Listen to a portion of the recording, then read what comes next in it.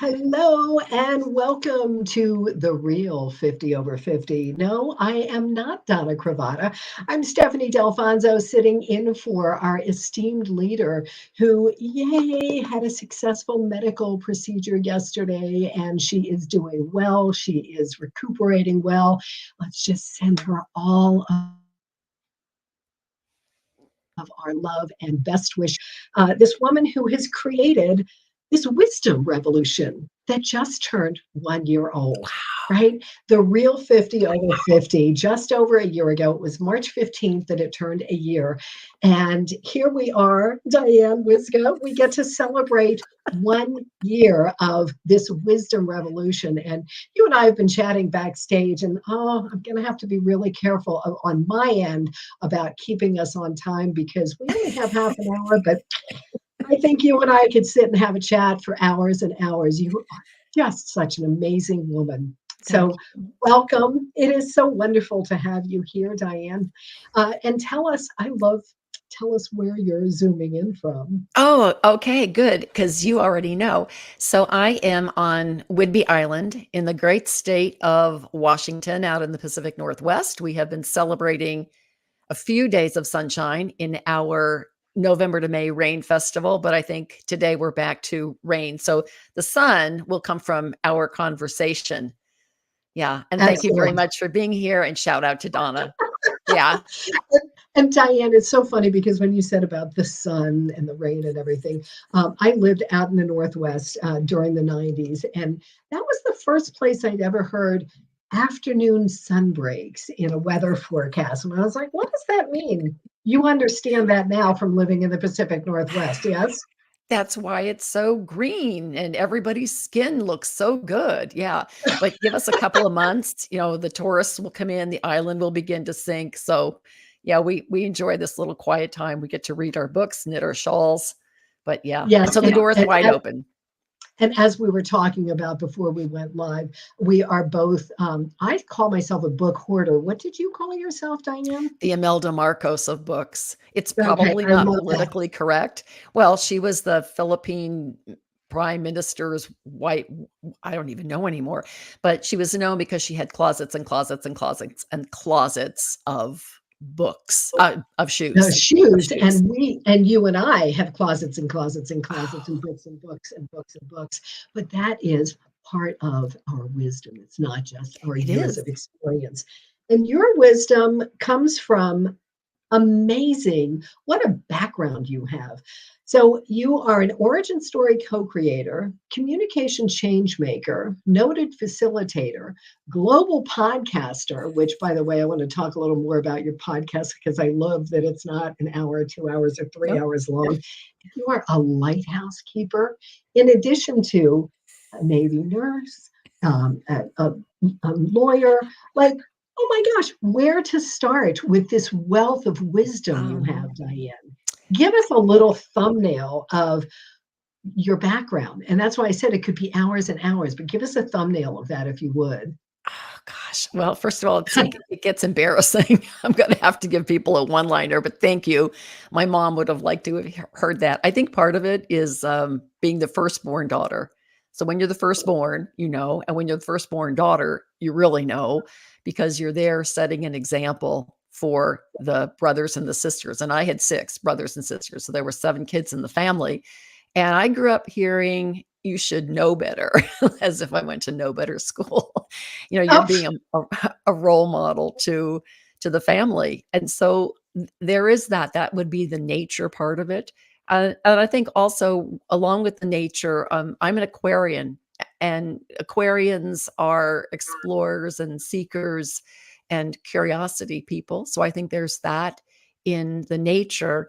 And then the nurture, probably my mom who's since passed on, was one of those people who, regardless of what was going on, it was just go for it, just go for it, just go for it.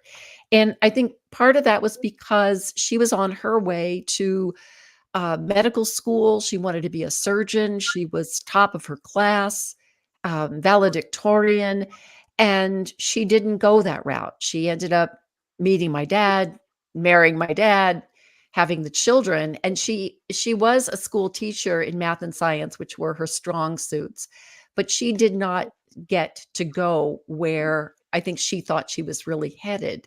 And as a result, there was encouragement, and it was probably more subtle than overt in terms of, you're not going to cross the ocean by standing on the shore. If you want Mm. to do something, you've got to do it.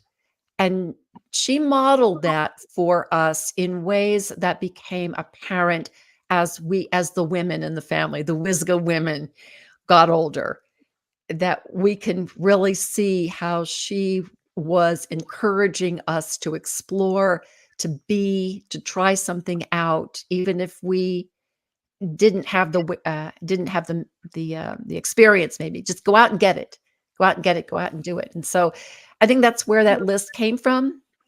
Dad was in the Navy, and so when I was getting ready to graduate from college, that was my choice. I wanted to be Navy nurse, and so I did. So I signed on and became a Navy nurse and stationed in Portsmouth, Virginia, and things just came from that. The next step, being a lawyer, the next step. It was just that opportunity that mom would say, "You ain't gonna cross the ocean by standing on the shore. Gotta Well, walk into the water." and that you were willing to say yes. And yeah, your mom modeled it for you, but you have something, deep inside you that gave you that courage to say yes, because we can hear that same message that your mom shared, but not all of us are going to take action. And so there's that spark inside of you that was like, okay, I'm going to take action. And you kept taking action because so long before 50, it wasn't like you all of a sudden woke up at 50 and accomplished all these things. What what shifted for you at 50 or after 50? Oh, let's see. So a lot of the accomplishment was leading up to that. I think what's different after what shifted.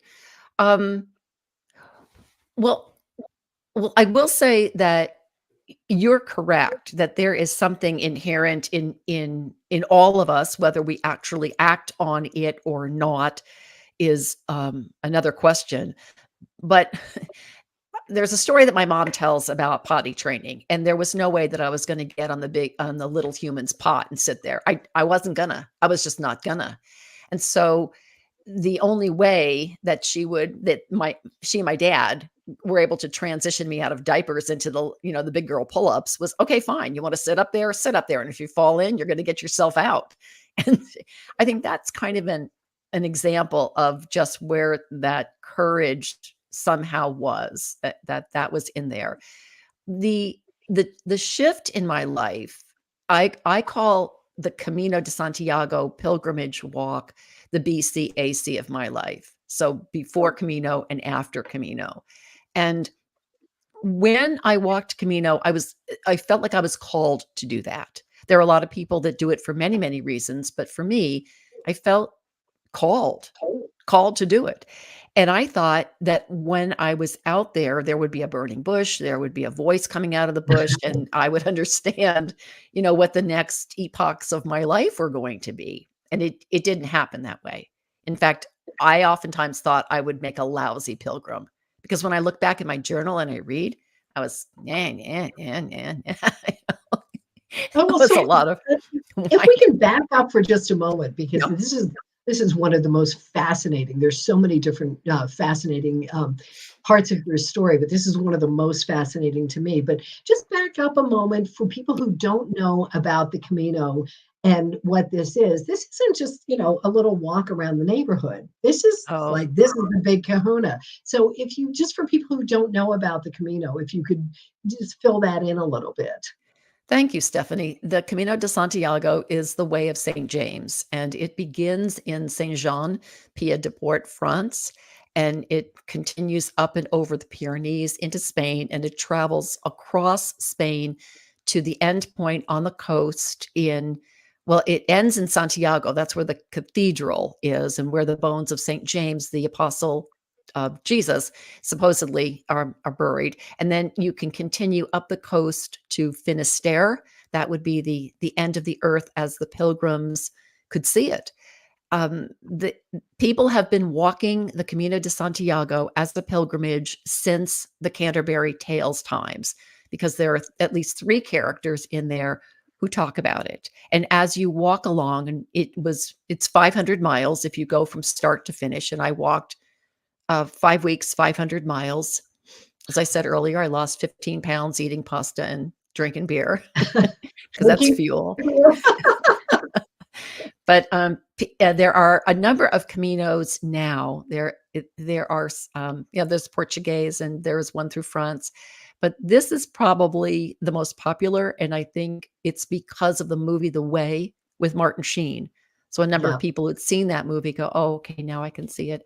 But it's a remarkable, remarkable journey. I met people from 29 different countries.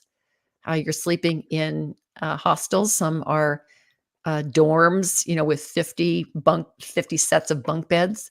So sometimes it really smells like a wet dog in there, because your stuff is all, I traveled from the 17th of September through the 1st of November.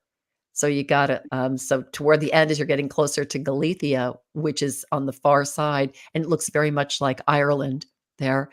That's when you're running into the rain and the mud and the stones and the ooky stuff. But it is I will say this, to ask for transformation from the Camino is to ask too much of the Camino. And what I have found in the years that have gone since then, I understand more and more of myself and the walk and what the Camino represents in my life, and how the yellow arrows, because when you're on the Camino, you're following these painted arrows that are the color of egg yolks, and how the yellow arrows show up in my life. That there will always be a yellow arrow, and that is enormously comforting. Even if you can't see it right away, it will show up, it will be there. Oh, wow, that is really beautiful. And Mm. so it sounds like, this is something that has been expanding in your life, that it was not just, it's not like a one and done. Oh, okay, I did that and let me check it off my list and then go on to the next thing. It sounds like it continues to unfold for you to this day. Well, that's brilliant, Stephanie. Yes, it does. My computer screensaver is all of the photos that I took, so I'm constantly there. I mean, I'm all the time there. Oh, And I would say not a day goes by that I don't remember something about it. So it very truly is that demarcation point between a younger woman, meaning a younger in maturity woman, and an older in maturity wisdom woman. It Yeah.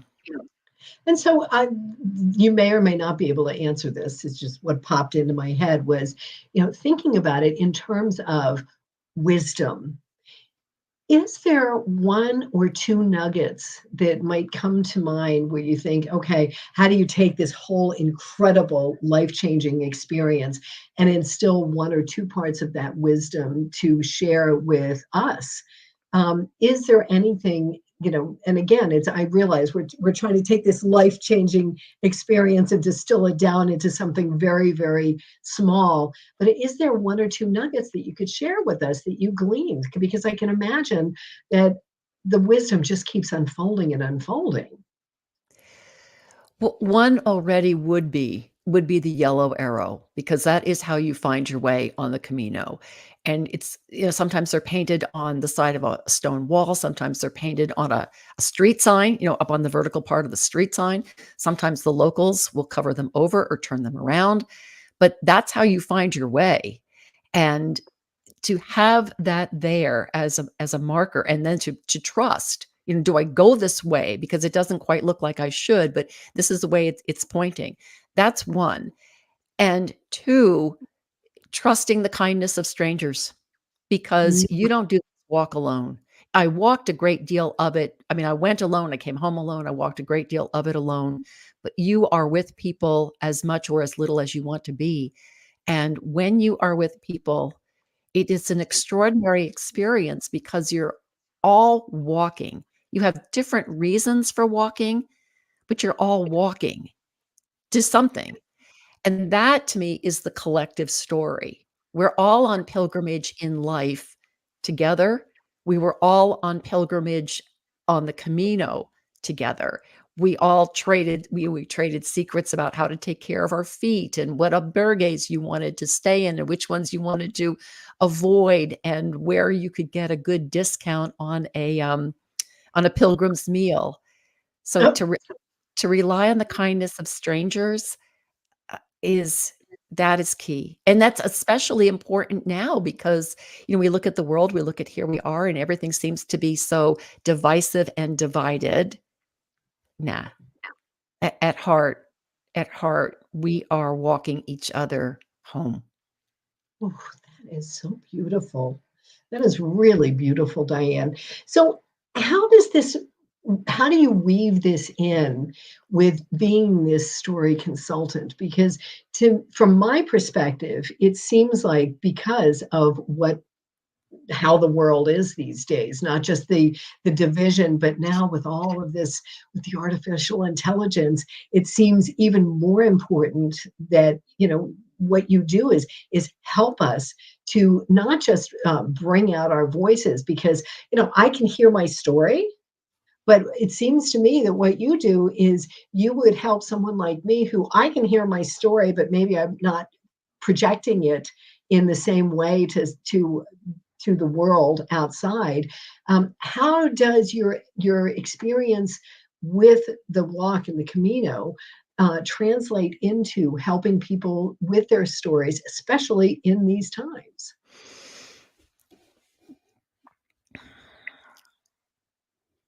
I walked the Camino because I felt I was called. I was paying attention to something. I had no real reason to understand what that call was all about, but that's our intuition. That's our women's intuition. And I just said, okay, this is what I seem to need to do. And in 6 months' time, I put it all together, including getting a sitter for the 3 kitties that I had in my home. So I think, first of all, it's paying attention to that voice that's inside of us. That is our authentic voice. And I want to borrow something that Donna either said or wrote, that the reason our origin story in our words, in our voice, is so important is because it's integrating the internal voice story with the external way we express ourselves in the world. So for me, the origin story that I help women co-create is what I call the most significant or consequential story of their lives, because it shows the woman how she got from there to here. And once we can see that, we understand our who, not our Simon Sinek why, our who, because our who precedes our why. Who we are comes before what we do, for whom we do it, and why we do it. And so recognizing that there is a story inside each and every one of us is um, st- is the beginning. Is the beginning. It's the place where I began, because what I want to do is help listen that story out of you. I don't put my words, I don't put my voice. You have a story. I start with that belief. You know the story you want to tell. My job is to listen that story out of you so that now we can integrate what you understand your story to be, or how you discover your story, and integrate it with the way you're expressing yourself in the world. And that could be the personal brand for your business. That could be how you stand and deliver a presentation in front of an audience, how you express your vision, your ideas in a meeting. It goes to what you stand for, what you won't stand for, and why you do what you do. So the reason that all of that is so important is because women we're underestimated. Oh, really? You think you can walk 500 miles? Huh, show me. All right, I will. I will. And that's a big part of it, that we know what we can do, but oftentimes our voices are quieted. We are underestimated in terms of what we can say, do, think, provide. And when we can summon the curiosity to do the archaeological dig on our lives, go back and look at the civilization of who we were. So we were talking earlier, where'd all that come from? Is it partly your nature? Is it partly your mom? Where'd all that come from? The archaeological dig is no different. You go back and you look at that civilization and say, when I was younger, what were the themes? What were the values? What was important to me? And then taking that, you can form your origin story and say, this is who I am. And it's not just singular, because when we do that, when we know our story and we share our story, there is somebody out there listening, and they're going to say, what? You too? I thought I was the only one. And so that brings us into this collaborative collective that Donna has had the wisdom to create with the Real 50 Over 50, is that connection where we're sharing our stories. We're creating the narrative. And, as to fake news and AI and all of that, yeah, there's always going to be that. We've always had that. But what pushes back on that, what inspires us to stand in our truth, is what we know. So that authentic narrative in our words, in our voice, is what shines. And it's like anything else. We know it. We know truth. We know it. Nobody's pulling the wool over our eyes. And it's just a matter of now of saying, you know what? This is my story. Because what's happening now is that women are creating these new worlds that we can thrive in these communities of belonging. And it all starts with your story. So it's probably more than you wanted, but this No, isn't no, the no, subject. Diane.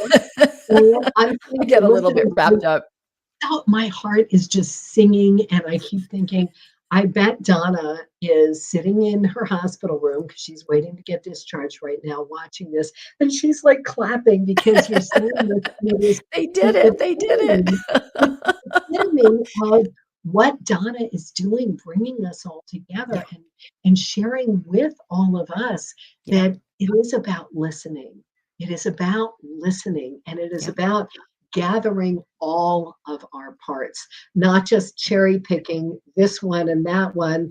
Yeah. Some of our less than parts, we don't want to include them, and yet we do need to bring them, maybe not as the forefront, as the lead in the story, but they are a part of us, and we have to bring all of that together. Yes. You're absolutely right. There's no way that we can look deeply at our own stories and ignore our vulnerability.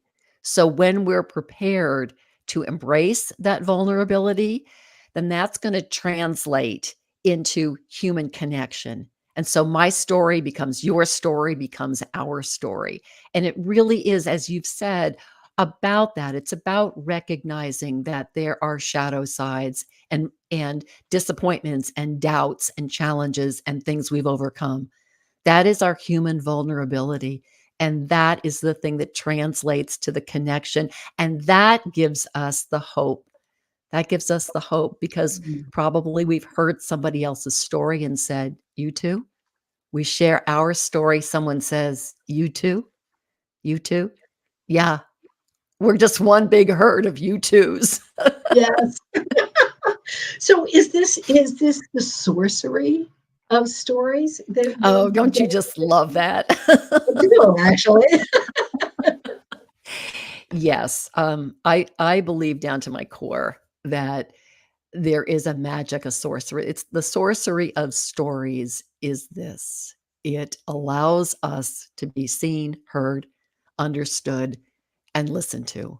That I will go to my grave saying that. And the reason I believe that that's true is because in my world, stories are organic. They're alive. They will follow you home, they will sit at your table, they will sleep in your bed.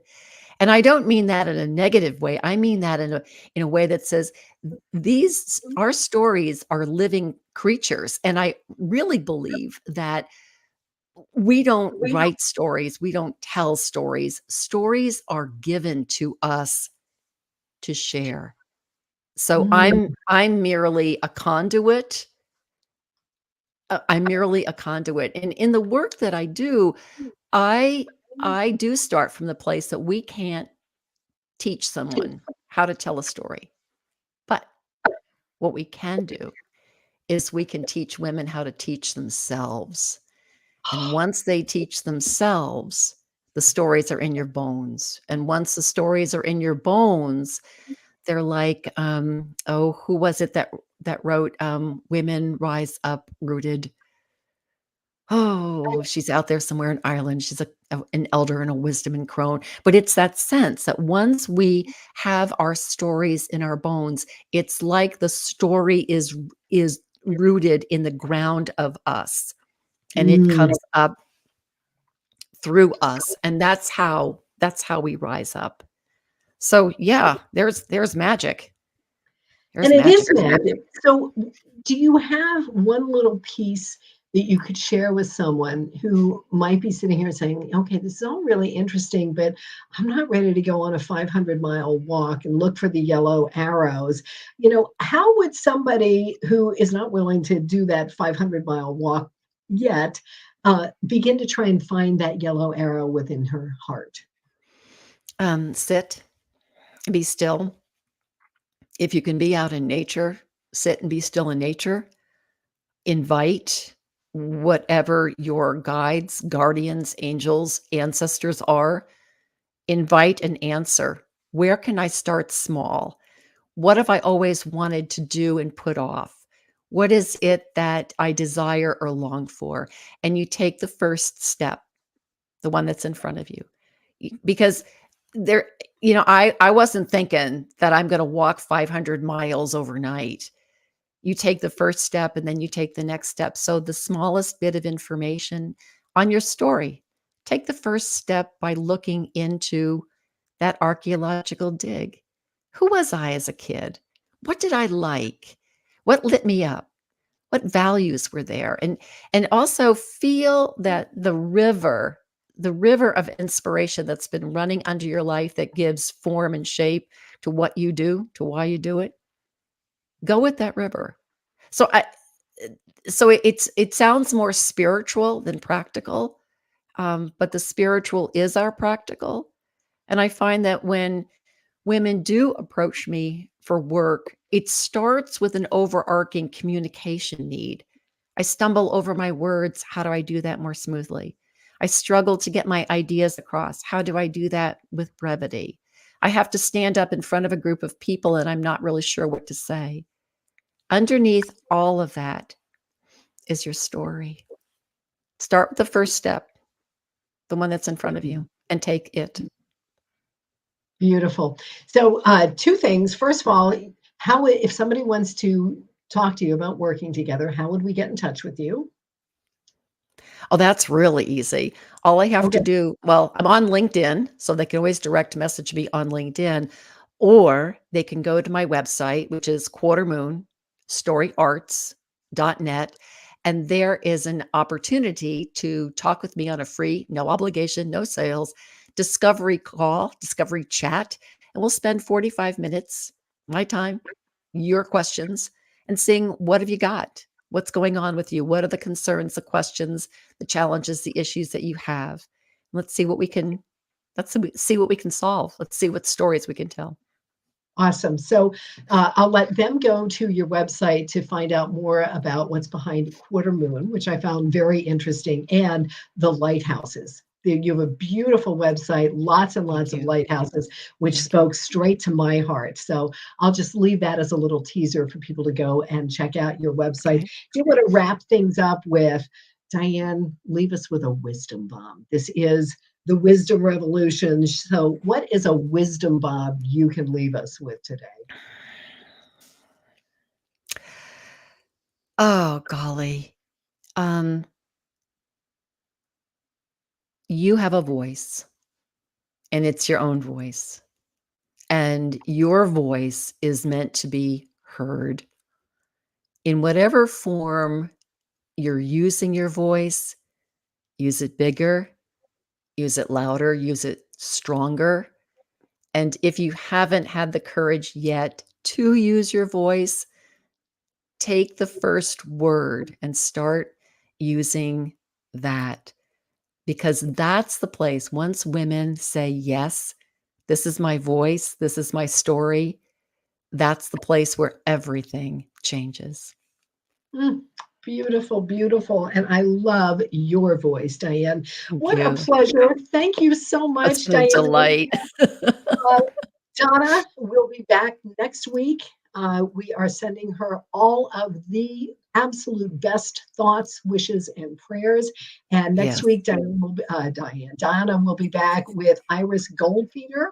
She will be here next week. And Diane, thank you. What an incredible conversation. And I It's want my to go listen pleasure. to more of your podcast and listen to your incredible, wise voice.